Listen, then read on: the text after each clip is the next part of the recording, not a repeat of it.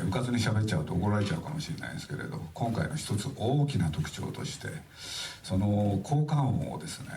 宮崎駿がそういうことにこだわったんですけれど、戦闘機の音その他、人間の声でやってみようっていうね、